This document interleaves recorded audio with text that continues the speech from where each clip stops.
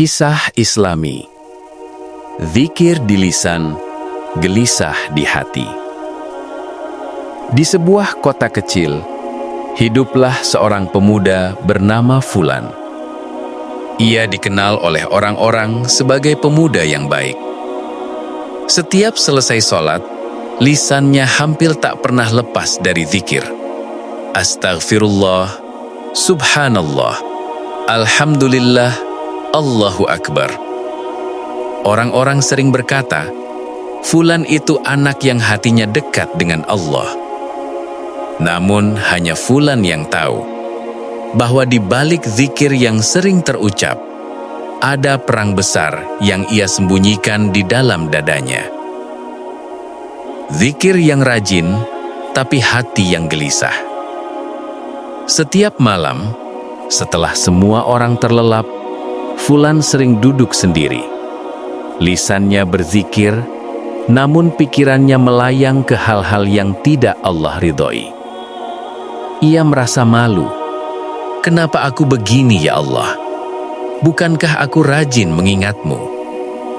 Ia menundukkan kepala karena ia tahu zikirnya masih sering berhenti di lisan, belum sepenuhnya menenangkan hati. Rasulullah Shallallahu Alaihi Wasallam pernah bersabda, "Ketahuilah, di dalam jasad ada segumpal daging. Jika ia baik, baiklah seluruh jasad. Jika ia rusak, rusaklah seluruh jasad. Ketahuilah, itu adalah hati." Dan Fulan sadar, masalahnya bukan di zikirnya, tapi di hati yang belum terjaga sepenuhnya. Saat birahi mengalahkan rasa takut. Suatu hari, Fulan hampir terjatuh pada dosa besar. Bukan karena ia tidak tahu itu salah. Bukan karena ia lupa kepada Allah. Justru saat itu lisannya sempat bergetar menyebut nama Allah. Namun nafsu lebih cepat daripada kesadarannya. Ia berhasil berhenti, bukan karena kuat, tapi karena Allah masih menutupinya dengan rasa takut. Malam itu Fulan menangis. "Ya Allah, aku mengingatmu. Tapi kenapa aku masih lemah?" Keesokan harinya, Fulan memberanikan diri menemui seorang ustadz tua. Ia berkata dengan suara pelan, "Ustadz, saya rajin zikir, tapi saya sulit menahan syahwat." Ustadz itu tersenyum, lalu berkata lembut, "Nak, zikir itu bukan jimat. Zikir adalah cahaya. Tapi cahaya tidak akan menetap di hati yang sengaja dibiarkan terbuka pada maksiat." Lalu sang ustadz melanjutkan, Allah berfirman, "Sesungguhnya sholat itu mencegah dari perbuatan keji dan mungkar. Bukan berarti orang sholat tidak pernah tergoda. Tapi sholat dan zikir yang benar akan membuat hati melawan, bukan menyerah." Fulan terdiam. Ia baru paham satu hal penting. Selama ini Fulan rajin berzikir, tetapi ia tidak menjaga pandangan, tidak menjaga kesendirian, tidak menjaga apa yang ia biarkan masuk ke hatinya. Ia ingin zikir menguatkannya, tapi ia sendiri memberi makan nafsunya.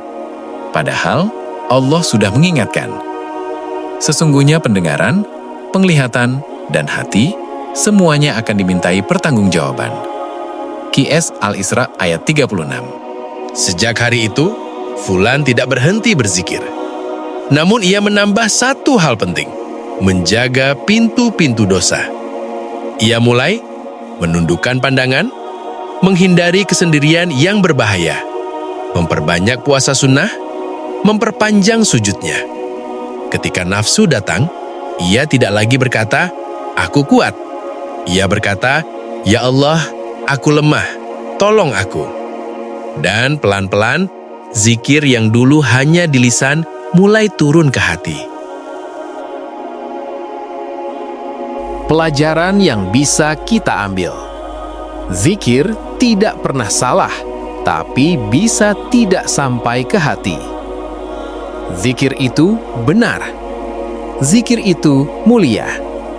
Tapi zikir bisa terhenti di lisan, tidak menembus hati.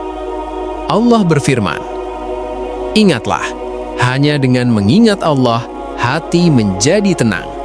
Quran Surat Ar-Ra'd ayat 28. Perhatikan ayat ini dengan dalam.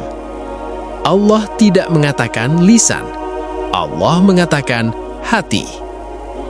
Artinya, kalau zikir hanya di mulut, tapi hati masih dibiarkan liar, maka ketenangan tidak akan sempurna.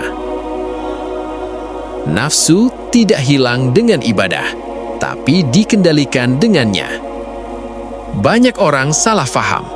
Mereka mengira, kalau aku rajin zikir, harusnya nafsu hilang.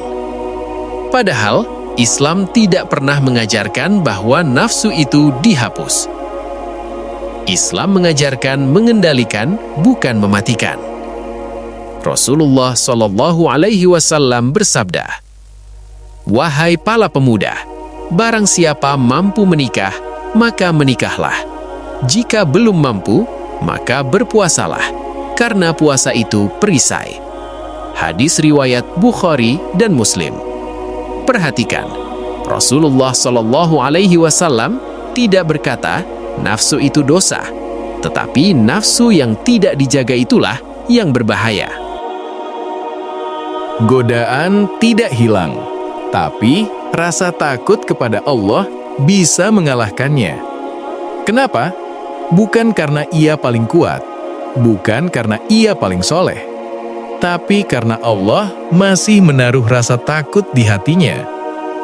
Allah berfirman, "Dan adapun orang yang takut akan kebesaran Tuhannya dan menahan diri dari hawa nafsu, maka surgalah tempat tinggalnya." Quran Surat An-Naziyat ayat 40-41.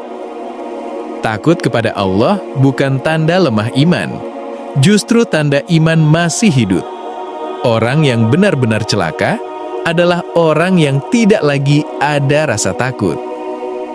Bahaya merasa, "Aku sudah rajin ibadah." Salah satu penyakit hati yang halus adalah merasa, "Aku kan rajin zikir, aku kan rajin sholat, masa aku begini?" Perasaan ini pelan-pelan bisa melahirkan ujub, bangga diri. Padahal Rasulullah Shallallahu Alaihi Wasallam bersabda, "Seandainya kalian tidak berbuat dosa, Allah akan mengganti kalian dengan kaum yang berbuat dosa. Lalu mereka beristighfar dan Allah mengampuni mereka." Hadis riwayat Muslim. Artinya, Allah tidak mencari hamba yang merasa aman. Allah mencintai hamba yang selalu butuh ampunan. Zikir harus dijaga dengan menutup pintu maksiat. Selama ini ia berzikir, tapi ia tidak menjaga pintu-pintu dosa. Padahal Allah sudah mengingatkan, "Katakanlah kepada orang-orang beriman agar mereka menundukkan pandangan." Surat An-Nur ayat 30. Hati itu seperti wadah. Kalau zikir masuk, tapi maksiat juga masuk, maka hati akan bingung menerima cahaya. Karena itu, perubahan dimulai bukan dari menambah zikir saja, tetapi juga dari menjaga pandangan, menjaga kesendirian, menjaga apa yang ia konsumsi secara batin. Mengakui lemah itu lebih dicintai Allah daripada pura-pura kuat. Allah tidak menunggu kita kuat, Allah menunggu kita jujur. "Ya Allah, aku lemah, tolong aku." Allah berfirman dalam hadis qudsi, "Aku sesuai dengan prasangka hambaku kepadaku." Hadis riwayat Bukhari dan Muslim. Saat kita bersangka baik bahwa Allah menolong hambanya, pertolongan itu pun datang pelan-pelan. Perubahan yang dicintai Allah itu pelan tapi konsisten. Rasulullah Shallallahu Alaihi Wasallam bersabda, "Amalan yang paling dicintai Allah adalah yang terus-menerus walaupun sedikit." Hadis riwayat Bukhari dan Muslim. Allah tidak meminta sempurna, Allah hanya meminta untuk tidak berhenti berjuang. Merasa bersalah itu nikmat, bukan musibah. Banyak orang ingin tidak merasa bersalah, padahal rasa bersalah adalah alarm iman. Selama kita masih malu kepada Allah, menyesal, takut terjatuh lagi, itu tanda Allah belum mencabut cahaya dari hati kita. Yang berbahaya bukan jatuh, tapi tidak lagi merasa berdosa.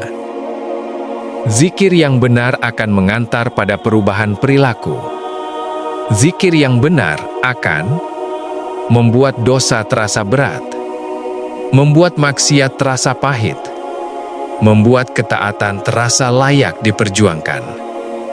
Bukan karena nafsu hilang, tapi karena iman lebih kuat. Kalau hari ini kamu rajin zikir, rajin ibadah, tapi masih berjuang menahan nafsu, itu bukan tanda kamu munafik. Itu tanda kamu sedang berjihad melawan diri sendiri. Dan jihad melawan nafsu adalah jihad yang paling panjang dan paling berat. Selama kamu masih takut kepada Allah, masih ingin berubah, masih mau kembali, Allah belum meninggalkanmu. Karena yang paling Allah benci bukan orang yang jatuh, tetapi orang yang tidak mau bangkit.